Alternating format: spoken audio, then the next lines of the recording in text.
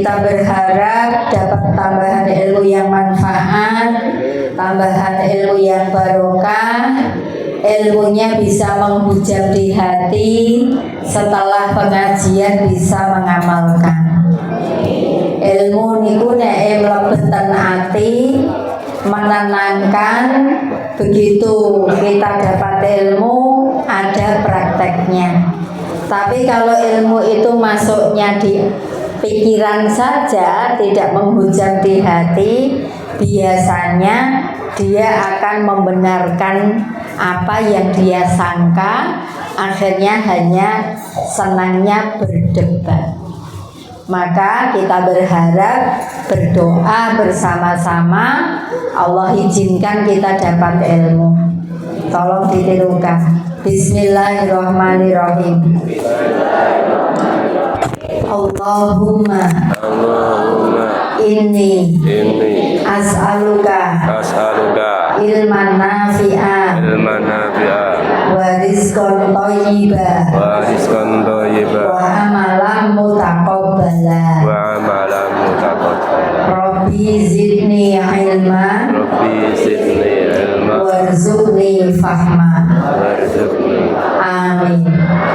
Nah, Bapak Ibu rahimakumullah, pagi hari ini saya sedikit akan menerangkan tentang surat Al-Kautsar yang mungkin nanti sedikit melebar pada sholat. Nah, Allah SWT menurunkan surat Al-Kautsar itu ada sebabnya. Asbabun nuzulnya ketika Rasulullah SAW punya anak laki-laki yang diberi nama Ibrahim, ternyata usia 2 tahun meninggal. Nah, sehingga Rasulullah SAW dihina-hina oleh orang-orang kafir Quraisy. Ya, jadi beliau dihina sebagai orang yang abtar. Apa abtar itu? Orang yang terputus keturunannya. Jadi gak enek keturunannya. Dan kalau di Arab seperti itu seakan hina. Nek ora enek sing narusne.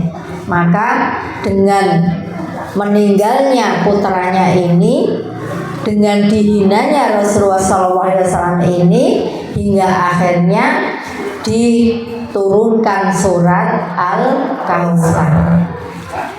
Bismillahirrahmanirrahim. Inna a'tayna kal kautsar. Sesungguhnya aku telah banyak memberi nikmat kepadamu. Bapak Ibu rahimakumullah, nikmat yang Allah berikan kepada kita ini, ya, bahkan ketika surat ini turun kepada Rasulullah SAW, Rasulullah SAW diberi oleh Allah banyak nikmat. Di antaranya beliau lahir, ya, di lingkungan kafir jahiliyah, tapi Rasulullah SAW dilahirkan di lingkungan seperti itu, diberi iman oleh Allah SWT. Juga ketika Rasulullah SAW ditinggal oleh Khadijah, oleh Abu Thalib, ketika itu beliau belum diangkat menjadi Rasul, masih jadi Nabi, juga diberi hiburan oleh Allah yang luar biasa, yaitu dipanggil langsung. Bahkan Jibril pun tidak boleh mengikuti ketika Nabi Muhammad SAW berhadapan dengan Allah pada peristiwa Isra dan Mi'raj.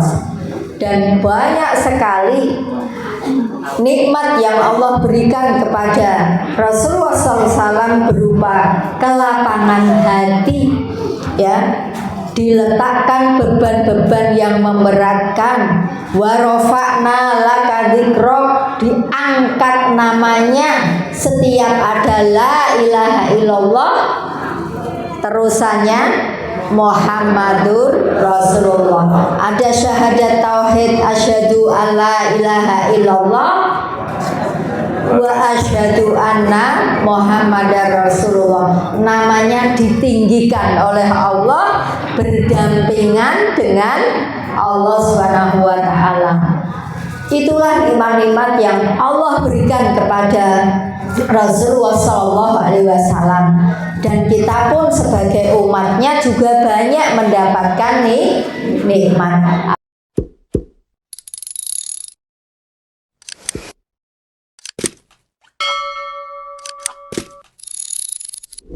Ada yang dikasih rezeki, nikmat, anak-anak yang solih dan solihah, diberi pasangan yang solih-solihah, diberi lingkungan pergaulan komunitas yang baik, diberi rezeki di negeri sendiri, banyak sekali. Bahkan tadi saya melihat bahwa pengajiannya makin banyak ya. Dulu saya mengisi di sini itu masih sedikit, sekarang sudah banyak. Ini adalah nikmat-nikmat yang Allah berikan. Fasholli, maka sholatlah. Nah, Bapak Ibu, ketika kita sholatnya ini benar, maka kita akan mendapatkan kehidupan yang untung, kehidupan yang menang, kehidupan yang membahagiakan. Itu janjinya siapa? Janjinya Allah. Coba ketika kita mendengar adzan, hayya ala sholat, mari kita sholat. Setelah kalimat mari kita sholat, Allah langsung menjanjikan hayya alal falah. Orang kalau sholatnya benar, falah artinya untung, falah artinya juga bahagia. Uang kuwi nek dodol untung, bahagia mboten Burus?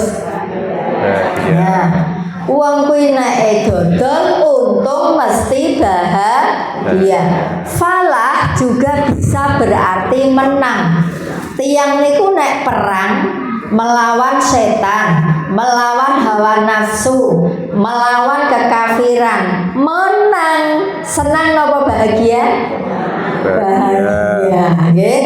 Jadi orang yang sholatnya benar itu mestinya untung. Loh, tapi kenapa kok masih banyak orang-orang Islam yang buntung? Tidak untung karena sholatnya yang belum benar. Sholatnya perlu dievaluasi, sholatnya perlu dikoreksi. Mungkin dari sisi mendengar adzane wis ra tau dirungokne. Ya. Orang yang kalau mendengar adzan itu enggak mau mendengarkan, ya, maka besok dia akan mengalami kesulitan ketika mengucapkan la ilaha illallah, mau meninggal di sakaratul mautnya. Tapi orang yang tukang adzan besok di hari kiamat ketika dibangkitkan punya ciri tersendiri. Apa maksudnya? Lehernya dipanjangkan. Mungkin anak-anak bilang, "Gah, aku nek jadi tukang adzan, engko nek leherku dipanjangkan koyok jerapah." Ya. Maksudnya gimana? Bukan dipanjangkan koyok jerapah, tidak. Nah, besok di hari kiamat ketika kita dikumpulkan di padang mahsyar, itu ada yang keringatnya ya sampai potos-potos kan semua, karena jarak matahari dekat dengan kepala kita. Akhirnya orang kan berenang dalam keringatnya masing-masing. Lah itu ada yang hanya semata kaki, ada yang selutut, ada yang sepusat, ada yang seleher. Nah, orang-orang yang tukang adzan itu artinya dipanjangkan itu apa? Gak kelelep. Dipanjangkan begini itu gak kelelep. Masya kancane wis padha kelelep itu ya. Tapi dia hanya di bawah aja. Mungkin dia tidak akan nyampe di lehernya. Maksudnya ngono Mas ya. Karena memanggil banyak orang untuk sholat. Nah, setelah kita tahu bahwa Allah menjanjikan hayya ala sholat, hayya alal falah, maka fasholli li rabbika, sholatlah karena Tuhanmu yang menciptakanmu. Lah, sholat di sini akan membawa keberuntungan, membawa kebahagiaan ketika qad aflahal mu'minun alladzina hum fi sholatihim khashi'un. Orangnya ini sholatnya khusyuk, Bu. Sholat yang khusyuk yang bagaimana? Aqimis sholat li dzikri. Dirikan sholat untuk mengingatku. Tapi realitanya ketika orang sholat, sesuatu yang lali jadi ingat. Bahkan sholatnya jadi ingat dapur, ingat cucian, ingat cucu, ingat dagangan, nyusun program. Jangan heran nek jenengan wis sholat tahajud, sholate yo ora tau gotang, tapi utange ra lunas-lunas. Halo? Enten apa mboten? Sing utange ra lunas-lunas. Ya wis tak dongane muga-muga ndang iso nyaur. Amin. Tak dongane lunas kurang loro wis samprah meneh.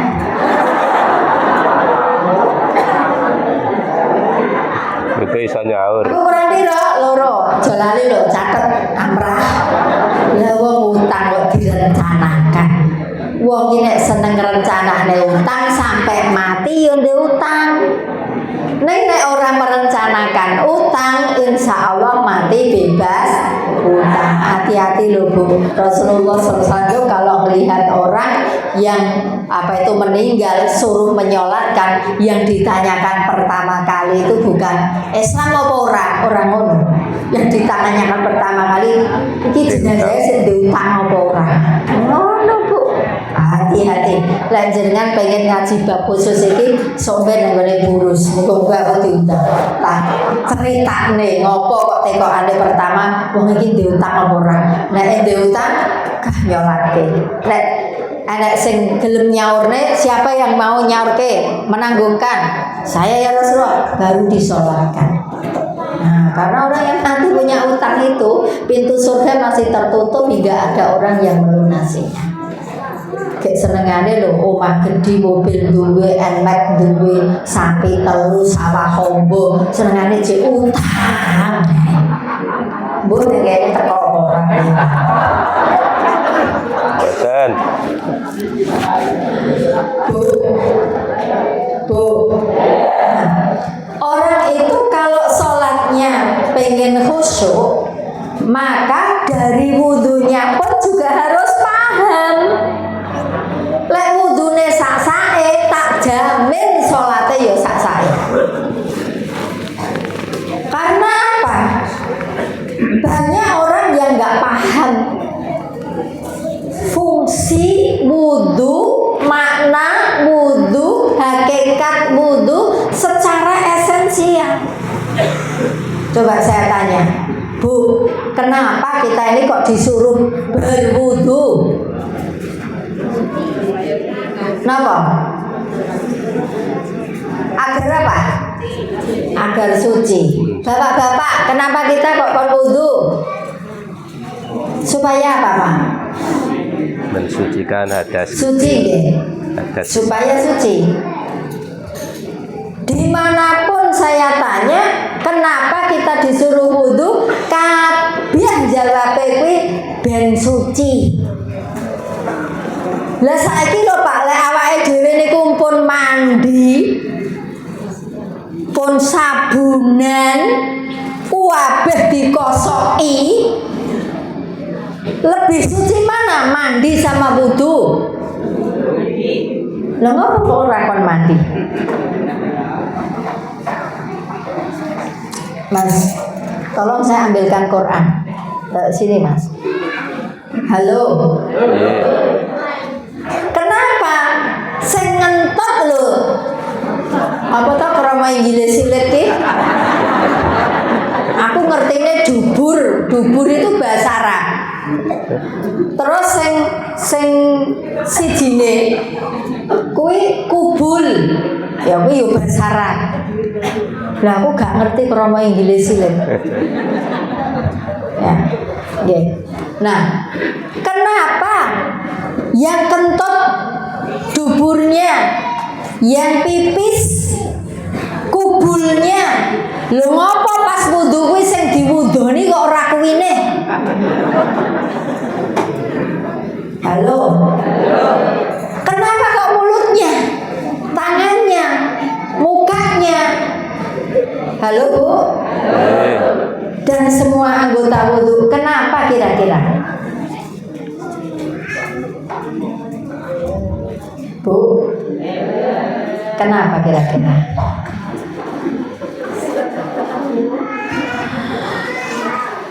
Nah, cobalah, ayo saiki kira-kira lho ketok iki jek cilik gane wudu, tapi kira-kira yo urung paham. Sehingga wudune ping ipyak-ipik gitu. Ya. Sehingga wudunya akhirnya. Nah, coba ibu-ibu. Nah, kita perhatikan. Allah Subhanahu wa taala berfirman, "Ya ayyuhalladzina amanu idza qumtum ila sholati faghsilu wujuhakum wa aydiyakum ilal marafiqi wamsahu bi ru'usikum wa arjulakum ilal ka'bayn wa in kuntum junuban fatahharu wa in kuntum marda aw ala safarin aw jaa ahadum minkum minal ghaidi aw lamastum nisa falam tajidu ma'an fatayammamu sa'idan thayyiban famsahu biwujuhikum wa aydiyakum min ma yuridullahu liyaj'ala 'alaikum min haraj walakin yuridu liyutahhirukum wa liyutimma ni'matahu 'alaikum la'allakum tashkurun. La'allakum tashkurun. Ini lho Pak, awake dhewe kon wudu ki ben bersyukur. Apa hubungane ngono lho? Kalau kita disuruh berpuasa, ending ayatnya apa? La'allakum tattaqun. Lah ini tentang wudu, tayamum. Lah nek dipikir-pikir ben suci. Lah nek pas ora enek air lho awake dhewe kon tayamum. Tayamumnya pakai apa? Sa'idan thayyiban, debu. Pakai debu, Pak. Kira-kira nek wajah dhewe, tangane dhewe dikei debu, kira-kira makin suci apa makin kotor? Halo? Lah kok tadi bilang biar suci? Karena wudunya hanya dipahami secara fisik. Nggih. Nah, sekarang kita lihat Bapak Ibu. Ketika kita memaknai sholat yang khusyuk, bisa dilihat dari sisi wudunya. kita niat wudu, ada yang diucapkan nawaitul wudu ali rafil hadasil asghari ya lillahi ta'ala. Ada juga yang cukup di hati, kemudian ketika membasuh tangan sambil niat mengucapkan bismillahirrohmanirrohim, gak usah dibahas yang seperti ini. Kabeh bener ya. Sing pengen muar-mareme donekne ya bener, sing cukup di hati pakai bismillah ya bener. Yang enggak bener ya enggak mau wudu. Mau sholat gak wudu, sholatnya gak sah. Nah, Bapak Ibu rahimakumullah, ingat, ketika kita wudu ya, maka saat itu kita sudah menyiapkan diri dengan hati, niat ya, dengan niat hati. Artinya apa? Hati ini harus sudah diniatkan bahwa ketika berwudu nanti itu saya mau ketemu sama Allah. Jadi hati saya harus sudah bersih. Tidak ada lagi iri, tidak ada lagi hasad, tidak ada lagi sombong, tidak ada lagi marah, ya, tidak ada lagi ujub, tidak ada lagi dendam. Hatinya harus dibebaskan dari sifat-sifat tercela. Harus diresiki saat itu, dinikmati. Paham Bu? Dinikmati. Setelah itu basuh apa Bu? Setelah meniatkan hati ini ya, niat nawaitul wudu'a tadi itu, apa yang dicuci? Apa yang dibasuh? Tangan. Berarti langsung ya Bu ya, basuh tangan ya. Telapak tangan. Oh, telapak tangan. Berarti gak ngantuk. Ya. Membasuh telapak tangan dengan menyela-nyela jari. Jadi seperti ini ya.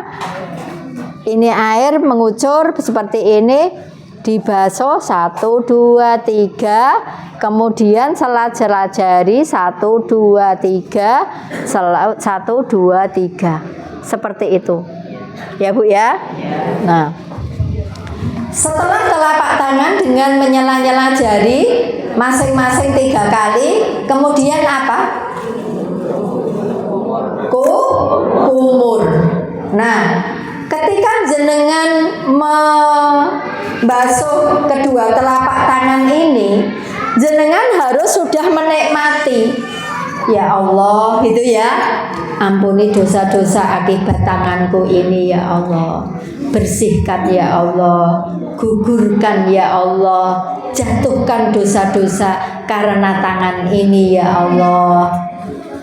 Itulah mengapa Pak, sing dibasuh ora dubure. Karena dosa kita ini banyak dilakukan oleh 7 atau 8 anggota tubuh yang kita basuh, kita usap ketika kita berwudu. Dosa sering dilakukan dengan anggota itu. Sing bendino, mohon maaf ya, kalau zina, kalau mencuri belum tentu sehari 5 kali. Tapi kalau dosa karena ini, dosa karena ini, dosa karena ini, dosa karena ini, karena pikiran negatif. Pikiran negatif itu sehari semalam Pak, itu lintasan pikiran negatif ada 85.000. Astagfirullahaladzim. Halo. Nah, dosa karena kaki, makanya yang dibasuh bukan duburnya. Biar apa? Allah mengampuni, membersihkan dari dosa-dosa karena Bukan tangan oleh kita. tangan. Korupsi tanda tangan pakai mana? Tangan. Nompo duit, nompo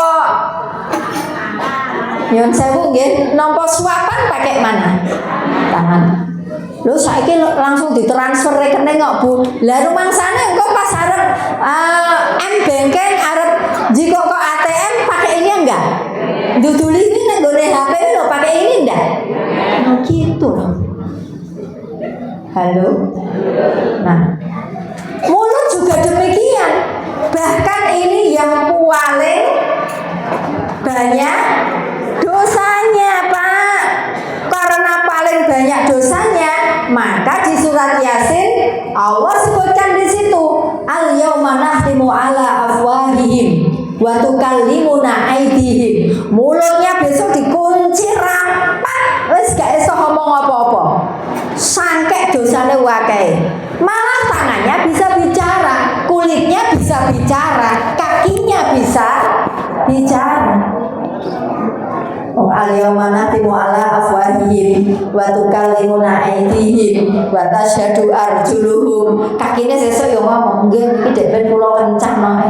Semayan kali pacar kula, semayan kali bojone tangga kula. Nah, puniki bicara itu. Sudah nanti. Ya.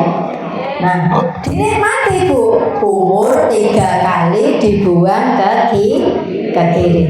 Kemudian setelah itu, ya ini Pak, ada yang menyebutkan 8 kalau hidungnya ini dimasukkan istinsyaq, memasukkan air ke hidung.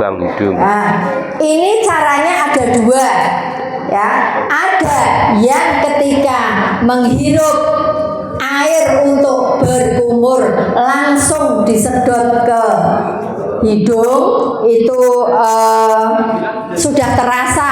Engko nak keselak piye, nak kesedak piye enggak, kita punya saraf ngering di sini. Bahkan kula niku kadang sering ngenten, ya Allah, pengajian Pak, mulai pengajian mau mengajar pengajian. Ngoten lho Pak, kadang-kadang rada nglengek ngono kuwi lho. Karo Allah ki kok ya sensore iki kok ya ngerti-ngerti enak apa budaduk ngoten niku kok ya terus iso ngerem, iso menghindar. Allah itu ngasih sensor yang luar biasa. Maka nek jenengan ngayal, Bu kok nek langsung banyune disedot nang irung kok kesedak, wis enek sensornya. Kroso nek banyu itu sudah sampai di hidung sini. Dan kemudian ada juga yang mengambil air kemudian dibersihkan dengan jarinya ini masuk ke hidung ya, seperti itu ya. Itu dimasukkan ke situ bisa. Nah, saat itu dosa hidung ya diampuni sama Allah Subhanahu wa taala. Ibu-ibu saya tanya, dosa hidung itu diantaranya apa? Hah? Kabeh rata-rata jawabannya mencium istri orang lain. Atau mencium pacarnya yang belum sah. Lah nek sing cah SD ini ki, umpamane sing durung duwe pacar ngono kuwi, urung duwe dosa hidung. Halo. Bu. Hidung ini loh. Gara-gara hidung berbuat dosa, itu nanti yang lainnya malah iso dosa kabeh. Lu kok bisa begitu? Bisa. Contoh. Wanek wong lentut, wanggune bosok. Siapa yang pertama kali tahu? Hidung. Yang pertama kali tahu hidung. Nah, akhirnya celuluk. Karena hidung memerintahkan ke otak, otak memerintahkan ke mulut. Sopo ta? Ngentut. Wembune kaya ndok bosok. Halo? Nah, yo sok akrab, sok tahu, sok guyon, nami jane yo sengaja. Langsung nuduh kancane. Oh, paling kowe iki sing ngentut. Nah, ternyata no, ora len, wani sumpah aku. Oh, iki sing ngentut sing meneng wae iki. Dituduh sing meneng wae jarene ngentut. Ternyata sing meneng wae ora yo. Ternyata Dosa ora iki mau. Nuduh A, nuduh B, nuduh C gara-gara irung. Bu, jangan dikira awake dhewe wudu membasuh apa itu hidung itu jenengan apa dosane irung. Ternyata banyak. Belum nanti kalau kejadian-kejadian mencium bau sampah akhirnya ya menimbulkan padu karo tonggone karena sampahnya membusuk, mungkin juga kletonge tonggone, teleke pitik tonggone. Itu bisa loh menjadikan akhirnya walah yo awake dhewe iki ming dikai ambune telek pitik ae no. Andene ndoke ra tau teko kene. Ha, piye? Halo. Nah, tapi aku jemben kok berkunjung nang gone Pak Umar Dhani itu jenenge kandang kok ora mambu blas ya. Aku mlebu ning jero ning ngono lho kok kaya AC, ora wesik kae luwih resik katimbang omahku ya. Halo Bu. Nah, makanya kula panjenengan sami kongkon membersihkan hidung. Habis itu apa Bu? Muka ya. Nah, sebenarnya di dalam Al-Qur'an ini yang diwudoni wajib itu hanya 4 sebenarnya. Hanya 4. Apa itu? Fagsilu wujuhakum. Ya, basuhlah wajah. Wujuhakum wajahmu. Nah, Pak, yang namanya wajah, Bu, itu adalah bagian kepala kita yang tidak ada rambutnya. Jadi anak-anak remaja yang pakai jilbab segi 4 diubet-ubet neng gulu mergo ngenggone angel dadak pasang-pasang jarum pentul dan lain-lain. Kemudian ketika wudhu itu hanya bagian sininya saja, berarti yang sini tidak teraliri air, tidak sah wudhunya. Kalau wudhunya tidak sah, maka sholatnya juga tidak sah. Halo? Ibu-ibu hati-hati. Sekali lagi yang namanya wajah adalah bagian kepala yang tidak ada rambutnya. Maka kalau di Mekah, di Madinah itu Bu, di Timur Tengah rata-rata semua tempat-tempat wudhu pasti laki-laki dan perempuan terpisah, tertutup. Biar apa? Dia bebas melepaskan jilbabnya, akhirnya wudhunya itu bisa sempurna. Lah tapi kalau campur tempat wudhu laki-laki dan perempuan, akhirnya ya mingkah-mingkuh. Dibuka biak, membuka aurat di muka bukan muhrimnya, nek gak dibuka wudhunya gak sempurna. Lah nek